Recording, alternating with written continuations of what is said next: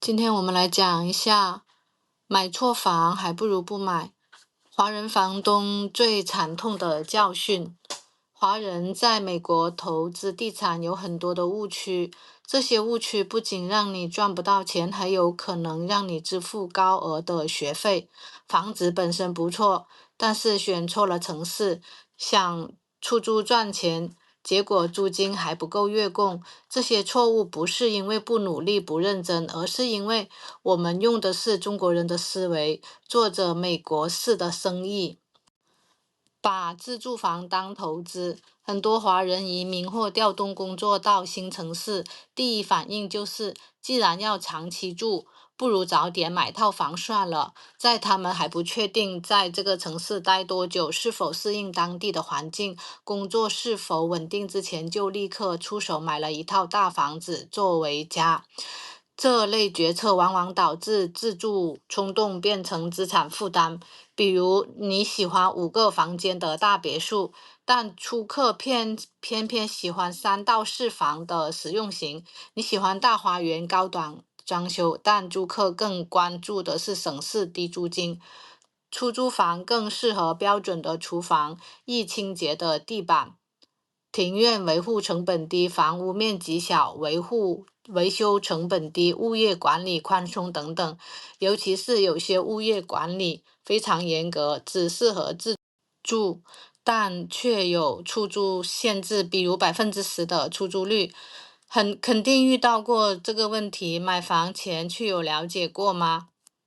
有一对夫妻俩带着2个孩子，老人一起搬到了新城市。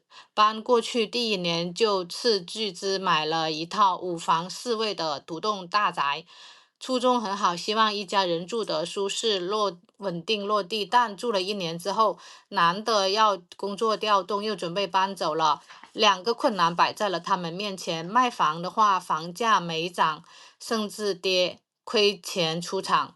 出租的话，就是每月的净亏现金流，因为大房子租不出去，税高，维护还贵。原本想安家置业，现在变成了资产的拖累。正确的做法应该是在还不确定未来1到3年是否定居，先租房，熟悉市场，了解生活，再考虑买房。当你落地一个新城市，建议是先租6到12个月的房子，看看工作、生活、教育等情况如何。其次，真正打算买房前，问问自己，真的打算住在5年以上吗？假如搬走出租，能实现正现金流吗？不要小看这点现金流，很有可能就拖垮你了。自住房也要测算保底价值，就算不租，也要保证出租不亏。自住房买得早不如买得稳，买错一套房可能影响你3次搬家的决定。算不清成本，当房东反而亏钱。我们来告诉你一个最容易踩坑、低估持有成本这个观念的误区。大部分人买房的思路是这样的：房贷1个月3000，租金3500，那每个月还能赚500。这是完全错误的。如果你准备当房东，请您记住以下的支出必须支出：房产税、房屋保险、物业管理费、房屋维保成本，比如排污管道、垃圾处理器、马桶漏水、外墙粉刷、空调系统、水暖、电箱、家电老化更换等等。隐蔽性的开销，比如化粪池的维护，5年清理，20年更换；当层屋顶15年要换一次，草坪护理、合规检查等等。不要觉得房子还没有发生明显的问题，你就不用维护了，省了几百美元的修理费，可能换来几千块的空置期加中介费。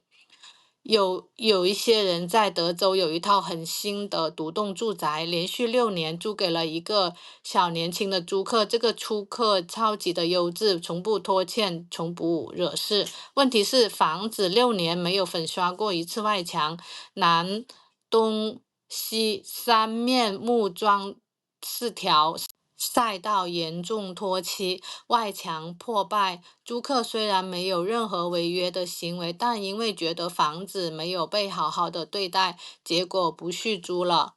房东为了找新租客，不得不重新粉刷外墙、做翻修，花了上千元，同时还要承担房子的空置期、加中介费、加找新租客造成的收益损失，加上房贷、保险和定期维修成本，这套房产从正现金流变成净亏损。